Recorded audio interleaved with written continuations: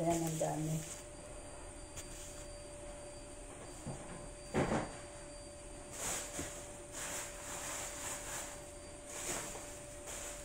Tapos ito rin guys, yung beef na binili ko ngayon. Gagawin kong sabaw. So ito pwede na itong ilagay sa sabaw. Na kumalo na yung tubig na pinakuluan ko. So ayan guys. Ito ilalagay natin sa tubig. I-blanch lang muna natin.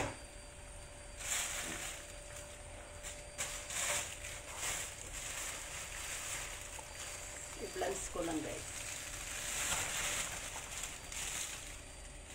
Ayan. Para maalis yung amoy.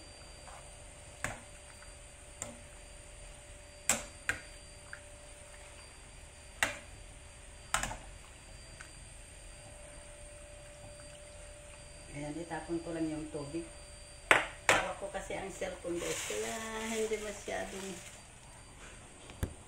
mabibig. Hindi yan mabibig na.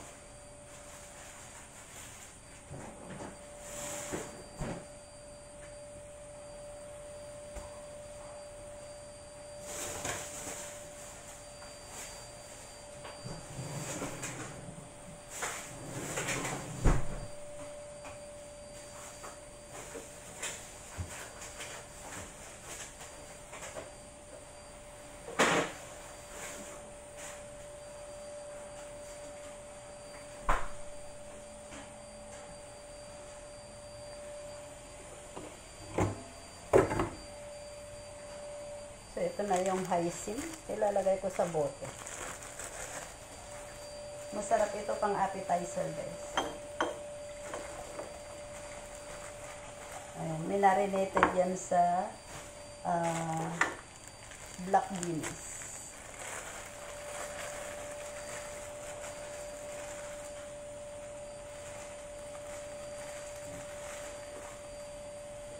Naglalagay din ako sa plato.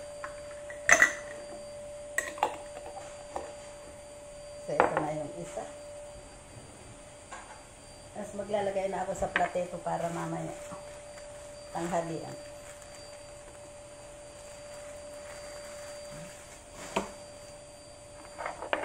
And then, mayroon pa akong luya. Itong luya ay puno na ito. Marami akong biniling luya. 4 na pack. So, ito guys. Samahin lang natin dyan. Wala kasi akong bote na malaki. Kaya dito ko lang siya ilalagay.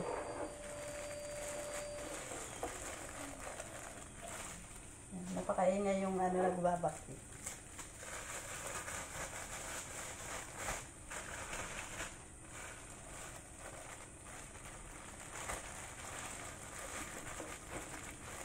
Ayan. Maliit yung bote.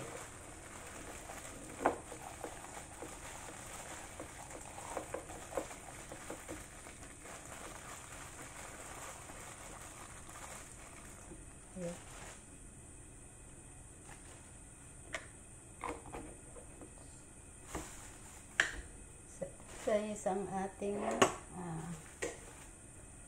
ginger. Masarap itong ginger na ito.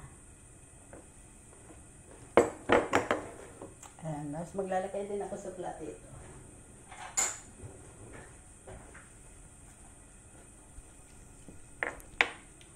Ang init sa labas guys, napakainit mamalinggo.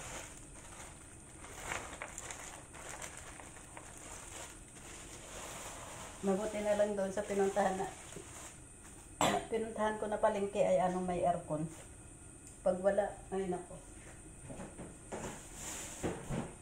Pero kahit may aircon, mainit pa rin. Gawa sa singaw sa labas. Kaya na to.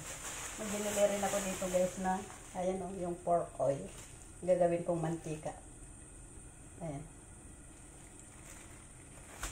Ang ganda ng nila doon, tinda nila na karne.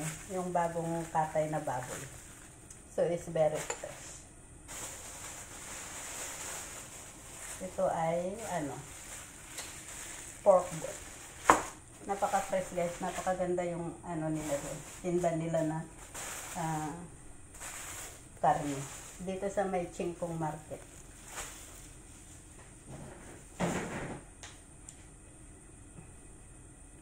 So, ayan na guys, mag-impake muna ako guys. Thank you for watching. Bye-bye. God bless.